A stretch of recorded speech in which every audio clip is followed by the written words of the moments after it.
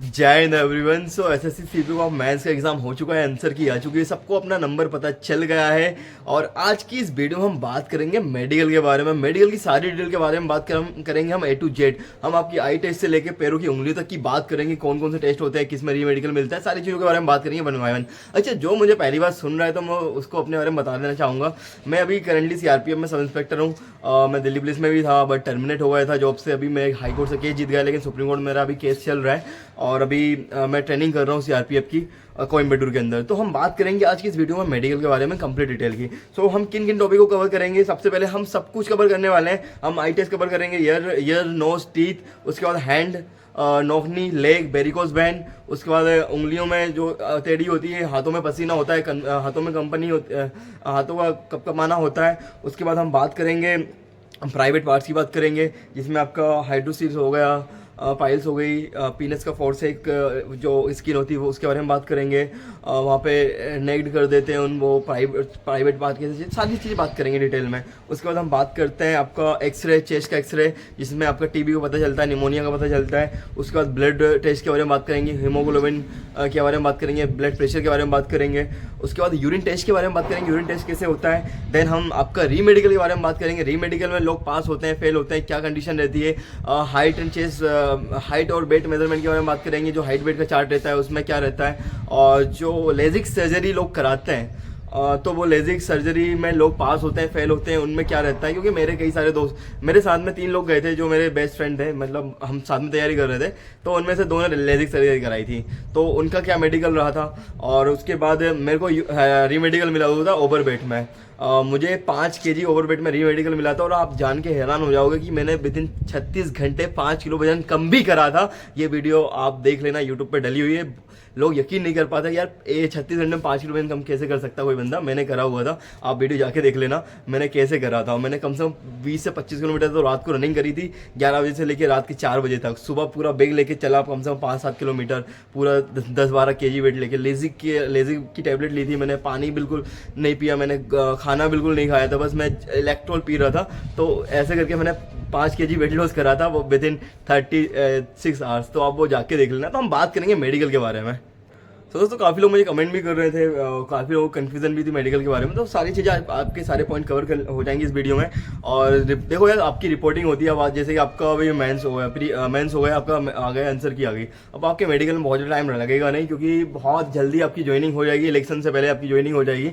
सो अभी जो हमारा 97 बैच भी आने वाला है सीआरपीएफ का, तो मुश्किल से आपका अप्रैल या मई तक आपकी ज्वाइनिंग हो जानी है, या उससे भी पहले हो सकती है। तो आपका मेडिकल बहुत जल्दी होगा। सो सबसे पहले हम बात करते हैं आई के बारे में। देखिए यार, आई ऐसा टेस्ट है जिसमें या तो परमानेंट रिजेक्शन होता है, इसमें कोई इफ कोई बट नहीं होता। अगर आपका ब्लाइंडनेस है, कलर ब्लाइंडनेस है, तो यहाँ पे 100% चांस है कि आपका नहीं होगा सिलेक्शन।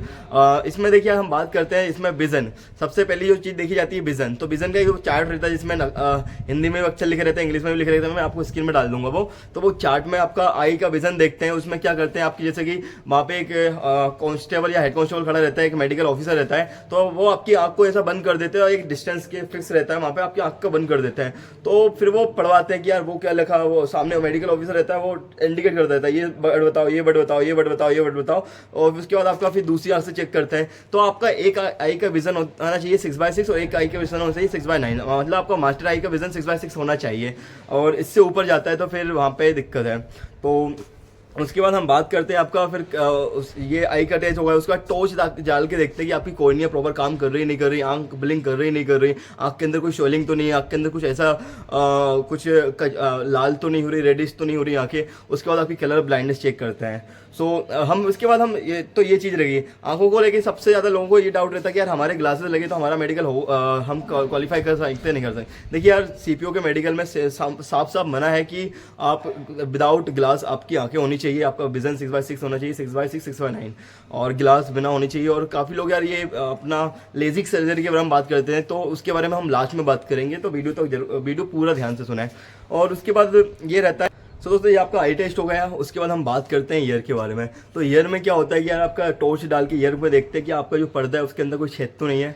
दूसरी बात उसके अंदर कोई बहुत ज़्यादा मेल नहीं है, तो आप ईयरबड से साफ करके जाना यार ना, नहीं तो रीमेडिकल मिल जाता है, कान मान में मेल होते हैं। तो हमारे टाइम पे बंदों को रीमेडिकल मिल गए थे जिनके कान मान साफ करके नहीं गए थे, तो कान साफ करके जाना। मेन चीज़ क्या है, इसमें आपको प्रॉपर सुनाई दे रहा नहीं सुनाई दे रहा, और पर्दा आपके साफ है नहीं है, वो चीज़ देखे जाते हैं। उसके बाद नोज़ में कोई साइनस की कोई प्रॉब्लम तो नहीं है, आपकी एक हड्डी रहती है बहुत ज़्यादा बड़ी रहती है, तो उसमें बार बार आपको छींक आती है, तो वो तो नहीं है। तो ये एक परमानेंट रिएक्शन है आपकी नोज़ में, अगर वो हड्डी बहुत बड़ी है तो उसमें क्या परमानेंट बार बार छींक आती रहती है, तो वो थोड़ा ध्यान उसका बहुत ध्यान से देखा जाता है। उसके बाद हम बात करेंगे देन टीथ के बारे में बात करेंगे। काफ़ी लोग मुझसे पूछते हैं सर मेरे 26 टीथ है तो मेरा क्या मेडिकल हो जाएगा क्लियर। देखिए यार, आपके नोटिफिकेशन में साफ साफ लिखा है आपको कम से कम 28 दांत होने चाहिए, और दांत आपके वहाँ पे जब मेडिकल जाओ तो यार दांतों को अच्छे से साफ कर लेना, आपके मुंह से स्मेल नहीं आनी चाहिए। कई बार क्या गुटके मुटके लोग खाते हैं, तो वो थोड़ा देख लेना यार, ड्रिंक करके मत चले जाना मेडिकल में। एक हमारे एक सर्विसमैन थे, पता भाई री मेडिकल में ड्रिंक करके आ गए थे वो, तो वहाँ पे सुना दिया था, उनको पता चली जाता है डॉक्टरों को। सो ये सारी चीज़ अवॉइड करना, 2-4-5 दिन पहले ही मत पीना थोड़ा, बाकी आगे मौके मिलेंगे आपको। तो ये दांत मांत साफ करके जाना प्रॉपर, और 28 दांत मिनिमम होने चाहिए, ठीक है। दांत आपके साफ सुथरे होने चाहिए, इसमें दांत में कोई आउट नहीं होता, ठीक है। ये सब फालतू बात है, बस 28 दांत होने चाहिए। उसके बाद हम बात करेंगे आपका हैंड के मूवमेंट के बारे में बात करेंगे। देखिए यार, हैंड में क्या होता है, जो आपकी कोहनी है ये आपस में चिपकी नहीं होनी चाहिए, मतलब आपका ये जब ये चेक करें ना, आपको बहुत ज़्यादा इधर आउट नहीं होना चाहिए, जैसा कि आपको दिख रहा है ये एकदम चिपकी नहीं होनी चाहिए, ये तो ये एकदम आपस में ऐसे नहीं होनी चाहिए, ये एकदम सीधी होनी चाहिए, बहुत ज़्यादा हाथ आपका टेढ़ा नहीं होना चाहिए। दूसरी बात, आपका हाथ में बहुत ज़्यादा ऐसे नहीं हिलने चाहिए, ऐसे नॉर्मल हिलेंगे थोड़ा बहुत चल जाएगा, थोड़ा बहुत कंपन मेरे में भी होता है, लेकिन इतना ज़्यादा नहीं होना चाहिए कि आप बस राइफल पकड़ो, राइफल ऐसे ऐसे हो रही है, थरथरा रही है, तो ऐसा नहीं होना चाहिए। हाथों के अंदर पसीना वसीना की फालतू की बातें यार, जब मेहंदी की तैयारी कर रहा था लोग बोलते थे पसीना आता है तो सिलेक्शन ही नहीं हुआ, नहीं थोड़ा नॉर्मल चल जाता है, इतना कोई ध्यान वो मेजर पॉइंट नहीं है पसीना आना, तो इतना कोई वो नहीं है, ठीक है। उसके बाद हम बात करेंगे आपकी उंगलियां, हाँ उंगलियां टेढ़ी मेढ़ी नहीं होनी चाहिए, उंगलियां पूरी 10 होनी चाहिए। पता चला मैन फिंगर ही नहीं है आपकी तो वो तो दिक्कत हो जाएगी। उंगलियां आपकी होनी चाहिए प्रॉपर ना, किसी की कई बार क्या उंगलियां बहुत छोटी हो जाती है कुछ रीज़न से, सो आपकी उंगलियां प्रॉपर होनी चाहिए, पूरी 10 उंगलियां होनी चाहिए। तो उसके बाद हम बात करेंगे देन आपका हम बात करेंगे नौकनी के बारे में। देखिए यार, नौकनी काफ़ी लोगों को होती है, मैंने एक डिटेल वीडियो बना रखी है, आप उस नौकनी कैसे ठीक करें। तो मेरी पहले नौकनी हुआ करती थी, मैंने ठीक करी हुई, तो मैंने एक डिटेल में आपको वीडियो बना रखी है, आप जाके देख लीजिए नौकनी कैसे ठीक करें। तो देखिए आप, 2 टाइप की नौकनी होती है, एक तो आपका नौकनी होती है जिसमें आपके घुटने आपस में चिपकते हैं, और एक आपके घुटने बहुत ज़्यादा खुले होते हैं जिसको हम बाव लेग कहते हैं। तो दोनों नहीं होना चाहिए, नॉर्मल आपकी नौकनी होनी चाहिए, क्योंकि नौकनी बहुत अच्छे से चेक करी जाती है सीपो के मेडिकल में। जब मेरा मेडिकल था तो यार काफ़ी लोगों की नौकनी बहुत अच्छे से चेक करी थी, रीमेडिकल भी मिले हुए थे।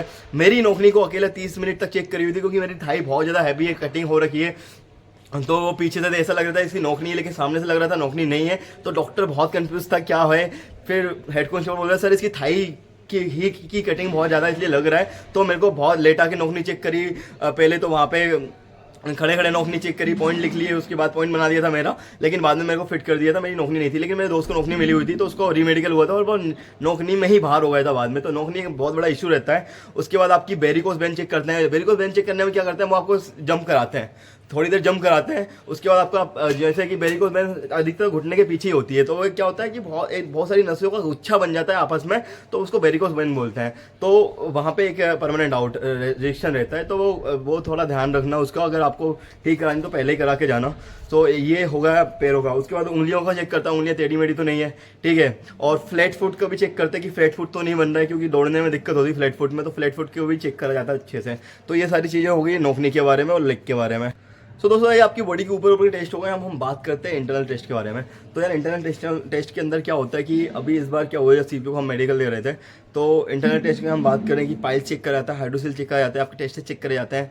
और उसके बाद हम बात करते हैं आपका पीनस की फॉर स्किन चेक करी जाती है, बेक हो रही नहीं हो रही, तो वो चीज़ें चेक होती है। तो उसमें क्या है कि वो ग्रीन कलर का पर्दा होता है जो ऑपरेशन करता है डॉक्टर वगैरह, तो वो लिखा रहता है। बाकी सब लोगों को कपड़े उतरवा देते हैं, आप अंडरवेयर पर खड़े रहते हो, लेकिन जब आप जाते हो वहाँ पे जैसे कि पाइल्स को चेक करना है, तो डॉक्टर झुकाता है, टॉर्च से चेक करता है। यार इसमें शर्माने वाली बात नहीं है, ये ऑकवर्ड भी लगेगा सुनने में, ये सबके साथ होता है, इवन बॉयज़ और गर्ल्स दोनों के साथ में होता है। दोनों लेडीज़ के लिए लेडीज़ डॉक्टर चेक करती है, बॉयज़ के लिए बॉयज़ डॉक्टर चेक करते हैं, और ये होता ही है। आप ये काफ़ी लोग रहते हैं यार ये कैसे यार हम कैसे करते हैं चेक में, तो ये होता है, ये सच है। और जितने भी लोग सीपीयू से सेलेक्ट होते हैं, सब इंस्पेक्टर बनते हैं, वो सब लोग को प्रोसेस यही रहती है चेक करने की। सब लोग डॉक्टर को दिखा के आते हैं कि हाँ सारी प्रोसेस, उसके पाइल्स चेक करी जाती है, वो ओके होता है, टॉर्च से डॉक्टर देखता है, उसके बाद टेस्टर्स चेक करते हैं कि है कि नहीं है, प्रॉपर दो है नहीं है, उसके बाद आपका फॉर स्किन चेक करी जाती है। तो ये प्रॉपर चेक होता है, इसमें कोई डाउट नहीं है।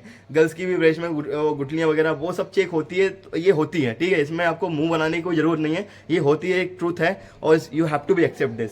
सो आपका ये होता है, ऐसे आपका प्राइवेट पार्ट चेक करे जाते हैं। मेन चीज़ इसमें क्या होगी, आपका पीनस की फॉर स्किन पीछे हो रही है नहीं हो रही है, दूसरा आपका हाइड्रोसिल की कोई प्रॉब्लम तो नहीं है, टेस्टस पूरे हैं कि नहीं, प्रॉपर दो हैं कि नहीं, उसके बाद आपकी पाइल्स की कोई प्रॉब्लम तो नहीं है। ये 3 चीज़ देखी जाती है आपका प्राइवेट पार्ट्स में। उसके बाद हम बात करेंगे दोस्तों आपका ब्लड टेस्ट के बारे में। तो ब्लड टेस्ट में यार मेनली क्या आपका हीमोग्लोबिन देखा जाता है, और हीमोग्लोबिन के साथ में आपका फिर बीपी चेक करा जाता है। बीपी आप आजकल यार बीपी की प्रॉब्लम बहुत कॉमन हो गई है, मतलब 120 80 से 120 बोला जाता है, लेकिन आजकल 140 तक नॉर्मल माना जाता है, क्योंकि यंग ब्लड है तो बीपी थोड़ा फ्लैक्चुएट करता रहता है। तो मेरा भी 127 था जब मैंने वहाँ पे मेरा मेजर हुआ था सीपीओ का मेडिकल में, तो मेरा भी 127 था। तो आपका ब्लड 140 तक चल जाता है। अब ऐसा भी नहीं 160 170 तक हो जाए, तो वहाँ पे आपको दिक्कत हो जाएगी। देन आपका हीमोग्लोबिन चेक करते हैं। तो जब भी आपका टेस्ट हो ना, ब्लड टेस्ट वगैरह हो, तो आप पानी बहुत अच्छे से पी के जाना, और तो कोई दिक्कत नहीं होगी। उसके बाद आपका यूरिन टेस्ट का रहता है। तो यूरिन टेस्ट में यार ब्लड टेस्ट में आपको शुगर वगैरह पता चलता है, तो ज़्यादा मीठा मीठा मत खाना दोस्तों ना ब्लड टेस्ट के टाइम पे, मेडिकल के टाइम पे, और ज़्यादा नमकीनी भी मत खाना, ज़्यादा नमक भी मत खाना, नहीं तो यूरिन में प्रॉब्लम होती है। तो यूरिन टेस्ट बीपी में प्रॉब्लम होती है, बीपी फ्लक्चुएट करने लगता है। तो यूरिन टेस्ट की हम बात करते हैं। जब भी आपका यूरिन टेस्ट हो ना, बहुत ज़्यादा पानी पीना है। अगर आपका यूरिन में येलोइश आएगा तो वहाँ पे दिक्कत होगी, और उसमें रीमेडिकल मिल सकता है उसमें। लेकिन आपका ब्राइट बॉर्डर कलर का आपका यूरिन निकलेगा तो आपको कोई दिक्कत नहीं होने वाली। तो इसमें आपका सबसे जरूरी काम ये कि आपको बहुत ज़्यादा पानी पी के जाना है, और जब आप बहुत ज़्यादा पानी पी के जाओगे ना, तो आपका कोई दिक्कत नहीं होगा, पहली बार में आपका यूरिन टेस्ट पास कर जाओगे। और जिसमें आपका कंपोनेंट वगैरह पता करते हैं तो वो आपका सही जाएगा। उसके बाद बात करते हैं चेस्ट एक्सरे होता है। चेस्ट एक्सरे में आपका बेसिक चीज़ क्या देखी जाती है कि आपको टीबी की प्रॉब्लम तो नहीं है, आपको निमोनिया का सिम्टम तो नहीं है। तो ये 2 चीज़ देखी जाती है। इसमें कोई फेल नहीं होता, इसमें चेस्ट एक्सरे में कोई ज़्यादा फेल नहीं होता। तो यार ये हमने बात कर ली प्रॉपर मेडिकल क्या क्या स्टेप होती है, सारी स्टेप के बारे में बात कर ली है। उसके बाद हम बात करेंगे परमानेंट रिजेक्शन के बारे में और रीमेडिकल के बारे में। तो देखिए यार, अपना परमानेंट रिजेक्शन आपका किसी इसमें हो सकता है, आई में हो सकता है। आई में अगर आपका ब्लैक कलर ब्लाइंडनेस है तो आपका परमानेंट रिजेक्शन हो सकता है। आपका विजन 6/12 हो रखा है, 6/18 हो रखा है, तो उसमें आप आउट हो सकते हो। उसके बाद आपका वेरिकोस वेन में आप आउट हो सकते हो। उसके बाद आपका नोज में जो हड्डी होती है जिसमें आपको बार बार छींक आती है, उसमें आउट हो सकते हो। नोक नहीं आपकी बहुत ज़्यादा है तो उसमें आपको दिक्कत हो सकती है। फ्लैट फुट में आपको दिक्कत हो सकती है। तो यही मेजर रीज़न है। आपको टीबी वगैरह की प्रॉब्लम होगी तो आप आउट हो सकते हो। पाइल्स की प्रॉब्लम है, हाइड्रोसल की प्रॉब्लम है तो आप आउट हो सकते हो, ठीक है। तो ये मेडिकल रिजेक्शन के कारण है। देखिए यार, सीपीओ का जो ऐसा मेडिकल है, देखिए यार मैंने 3-4 मेडिकल दिए हुए हैं। मैंने दिल्ली पुलिस कांस्टेबल का मेडिकल दिया हुआ है, मैंने एयरफोर्स का मेडिकल दिया हुआ है, मैंने अभी सीपीओ का मेडिकल पास करा हुआ है। तो तो क्या होता है कि सबसे जो टफ मेडिकल है ना, पुलिस का तो बहुत ईजी होता है यार, ऐसे ही करा देते हैं, चलो यार हो गया। लेकिन सीपीओ का मेडिकल बहुत अच्छे से होता है, क्योंकि आपको हर एरिया में जॉब ज्वाइनिंग आपकी पोस्टिंग होती है। उस हिसाब से आपका मेडिकल का स्टैंडर्ड भी काफ़ी अच्छा है। मतलब एयरफोर्स, अगर हम इंडिया के टॉप मेडिकल की बात करें तो एयरफोर्स का होता है, आर्मी का होता है, देन फिर सीपीओ का मेडिकल का एक अच्छा खासा स्टैंडर्ड है। तो अच्छे से मेडिकल काफ़ी अच्छे से होता है, रिजेक्शन काफ़ी अच्छा है इसके अंदर। उसके बाद हम बात करेंगे रीमेडिकल कैसे मिलता है। तो देखो यार, मेरे को रीमेडिकल मिला है, मेरे को ओवरवेट में रीमेडिकल मिला था। मैं जबकि वन ऑफ द फिटेस्ट गाय था वहाँ पे, 73 kg मेरा बॉडी वेट था। लेकिन उनके चार्ट के हिसाब से, उनकी एज चार्ट के हिसाब से मेरा वेट होना चाहिए 68 kg। तो दोस्तों क्या हुआ कि मेरे को रीमेडिकल मिल गया, क्योंकि मेरी हाइट थोड़ी मेजर कम हुई थी फिजिकल के टाइम पे, क्योंकि ठंड चल रही थी यार, जनवरी का महीना था, पूरा रात के 1 बज गया था मेडिकल लेते लेते। चंडूगढ़ी में मेरा मेडिकल था, वो फिजिकल था, रात को 1 बजा दिया था भाई। तो कम हो गई हुई यार ठंड के कारण। लेकिन वहाँ पे लेकिन तो फिर 2 सेंटीमीटर से फर्क पड़ जाता है, 2-3 किलो का। तो मेरे को 5 किलो का रीमेडिकल दे दिया, बोल दिया कि 1 दिन में कम करके आओ भाई इसको। अब मेरी हालत खराब हो गई, 1 दिन में कैसे कम होगा। और मैं जॉब से टर्मिनेट हो रखा था दिल्ली पुलिस से, तो यार मेरे को तो किसी भी हाल में जॉब चाहिए थी ये।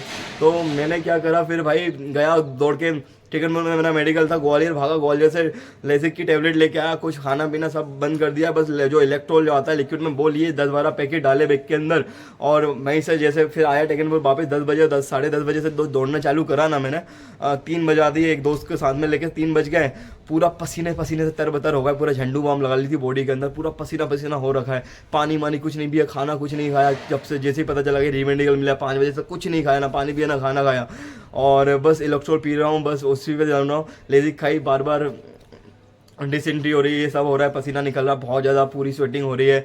उसके बाद 4 बजे वापस आया, फिर 5 साढ़े 5 बजे उठा, फिर बैग लेके चल दिया पैदल, 5-6 किलोमीटर पैदल चला था, 10-12 kg वेट लेके, फिर पसीना ही पसीना आ गया। उसके बाद अगले अगले दिन तक मेरा री मेडिकल नहीं हुआ, फिर अगले दिन री मेडिकल हुआ। तो अगले दिन बस मैंने थोड़ा जूस वगैरह पिया था, नारियल पानी पिया था। उसके बाद तो मैंने जब पता चला 36 घंटे बाद मेरा 5 kg वेट कम हो गया था, तो इस हद तक मैंने वहाँ पे वो कर लिया था।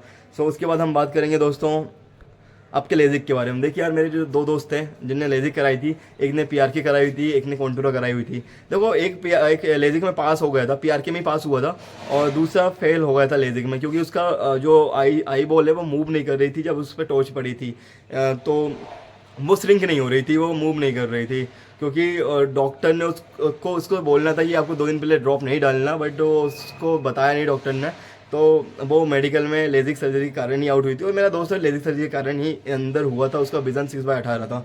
तो आप अगर लेजिक सर्जरी करा रहे हो तो पता नहीं चलना चाहिए, क्योंकि जब आपका रीमेडिकल आई में मिलता है तो मशीनें बढ़ जाती है, चेक करने का तरीका अलग हो जाता है, और वहाँ पे फिर बहुत ध्यान से देखा जाता है। तो दोस्तों इस बार मेरा दोस्त को एक पल्स में बाहर हो गया, रीमेडिकल मिला था और उसमें वो बाहर हो गया था, पल्स के कारण बाहर हुआ था। एक मेरा दोस्त आई में बाहर हो गया था, एक मेरा दोस्त, हाँ 2 दोस्त मेरे आई में बाहर हुए थे। तो आई का एक बहुत क्रिटिकल रोल होता है सीपीओ का मेडिकल के अंदर।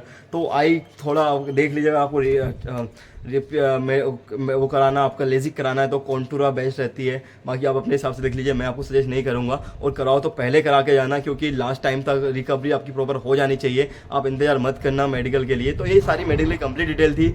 बाकी आपको कोई भी डाउट है, कोई भी क्वेरी है, कमेंट में बता सकते हैं, मैं उसके लिए आप प्रॉपर डिटेल में वीडियो ला दूंगा। आपको अगर नौकरी में अभी प्रॉब्लम है, मैं डबल से एक वीडियो बना लूँगा। उसके बाद लेजिक के बारे में प्रॉब्लम है, लेजिक का भी आप जानना डिटेल में, तो मैं कितने में होती है, क्या कितना खर्चा रहता है, कहाँ से करानी चाहिए, उसके बारे में बता दूंगा, क्योंकि मेरे दोस्तों ने करा रखी है, पीआरके करा रखी है, कॉन्टूरा करा रखी है। तो मैं जानता हूँ, मेरे 10 से 12 ऐसे दोस्त हैं जिन्हें लेजिक करा रखी है, और वो मेडिकल में पास भी हुए हैं। सो दोस्तों ये पूरी कंप्लीट डिटेल थी। बाकी आपको वीडियो अच्छा लगा हो तो वीडियो को लाइक जरूर करें, चैनल को सब्सक्राइब करें, वीडियो को शेयर करें, और थैंक यू सो मच। जय हिंद।